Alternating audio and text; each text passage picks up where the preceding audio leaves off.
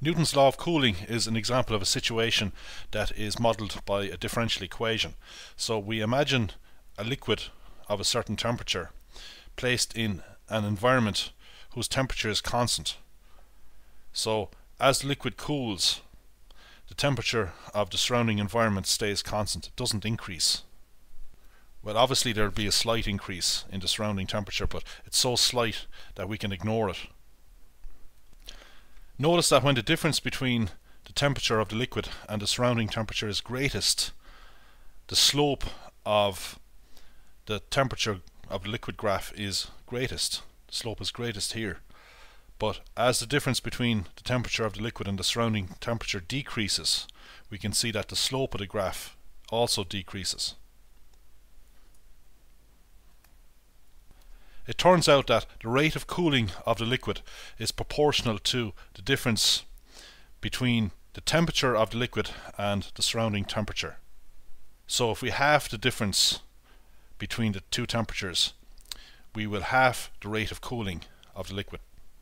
So we will halve the slope of the graph. So this red line here represents the difference in temperature between the liquid and the surrounding temperature at this particular time here. Now the slope of the curve at this point is just the slope of the tangent to the curve at this point. So it's just the slope of this green line here. So if we halve this difference, so let's suppose half of this difference is about here. So at some later time, the difference in the temperatures is half what it is at this earlier time here. Anyway, the slope of the curve will be half the slope of the curve at this time.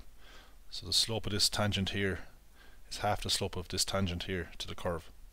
So let's look at a mathematical representation of that fact. Let θ be the temperature of the liquid at some time t. Let the surrounding temperature be θ0. Actually, I'll change this to θs, s for surrounding. We will let θ0 be the temperature of the liquid at t equals 0.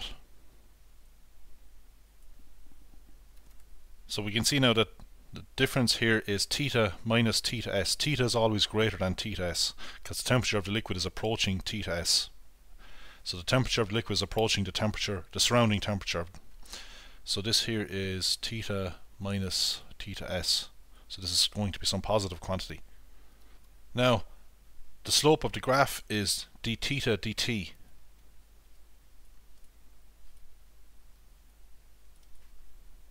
We can see it's always negative. The slopes of these tangents are negative. And Newton's law of cooling says that dθ dt is proportional to θ minus θs, the temperature difference. So that means that dθ dt is equal to some constant, which I'll call k, times θ minus θs. Now since θ minus θs is positive, and since dθ is negative, we see that this constant here, k, must be negative. It's negative times positive gives us negative dθ dt. Now if we want to here, we could define k to be a positive constant.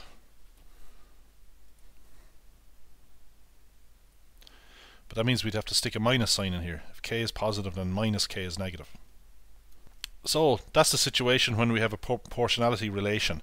If one quantity is proportional to another quantity, then one quantity is a constant multiple of the other quantity. So if we double θ minus θs, as we saw here in the diagram, double it from this to this, say, then we double dθ dt in magnitude.